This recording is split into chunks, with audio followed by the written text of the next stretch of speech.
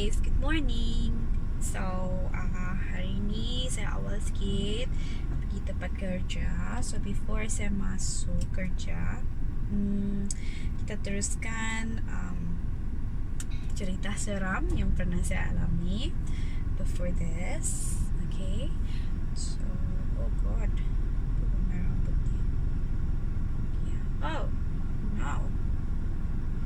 Anyways, okay guys, thank you for watching my previous video.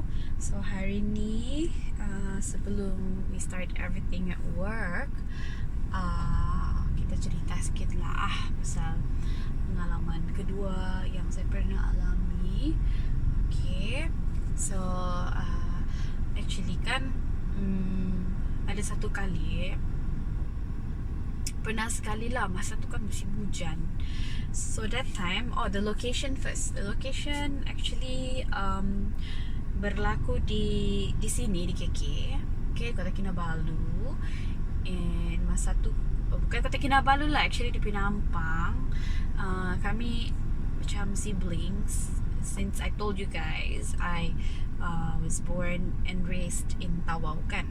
So, masa ni lepas tu now kami semua siblings, not all, but yeah, most of us sekarang residing and working in KK lah. Like me, I got married to a guy from Penampang, my husband now.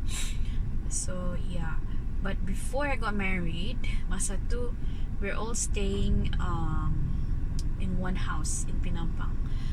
And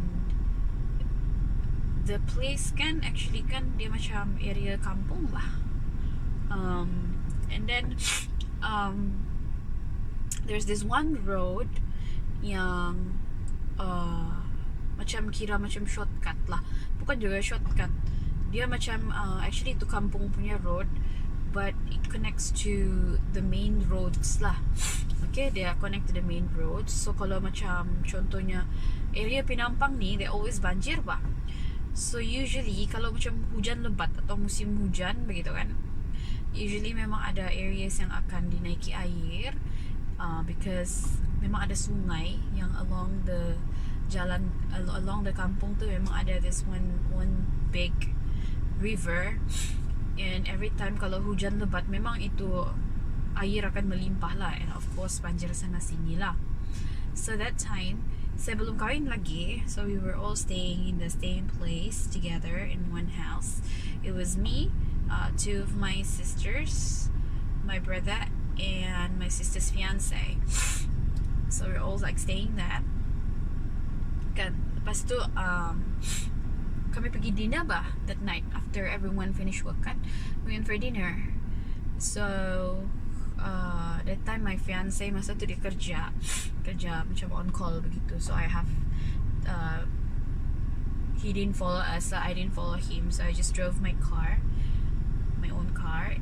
And yang ikut saya tu is my other sister lah, si Lulu. So masa tu kami dinner sana di Tanjung Aru. Masa tu hujan-hujan lah, tapi just went lah, biasalah kan family dinner malam-malam around 7 macam tu. So we finished around 9 macam tu, almost 10 macam tu. So kami gerak balik rumah. And then masa balik tu we were in like I think 3 cars. Yeah, like 3 cars bah tu musim. So yeah, my sister and her fiance satu car, me and my sister Lulu satu car, and my brother and dia punya juga girlfriend dia satu kereta begitu. So there were 3 cars. So kami gerak balik sama-sama. And then masa tu hujan kan, so of course naiklah tu air.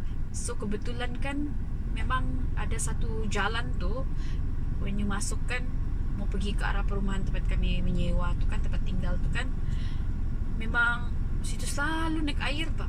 Kalau hujan lebat, memang situ kami paling risau lah. Part itulah memang kami paling risau. Sebab sudahlah cars kan dua-dua rendah, and then my brother punya car saja tu yang usually kadang-kadang boleh lalu, because dia punya car is a double cab. So the other two cars, my car and my sister Jacinta punya car, memang rendah lah. So masa tu kami dulu, saya sama my sister, because memang usually saya drive laju jugalah. But kejap, macam mana tu oh ya, betul lah. So kami duluan. So bila pergi kan, terus kami nampak banjir, tak boleh limpas. So there's actually another way, jalan belakang lagi. This is going through Terawi.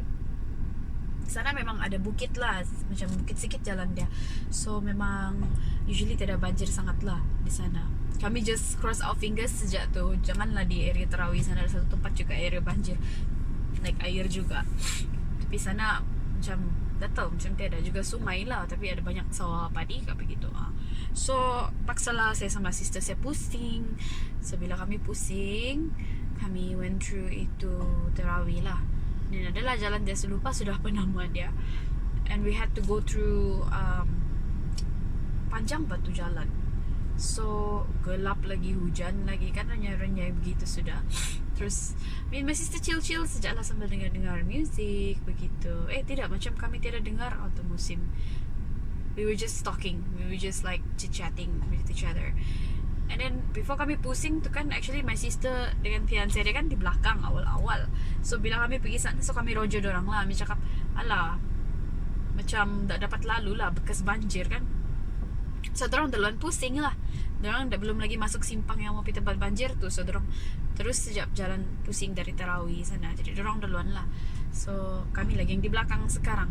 So bila kami sudah pusing, and then actually masuk sudah pergi road yang I said ada banjir kan, yang there's a long stretch area kampung tu punya.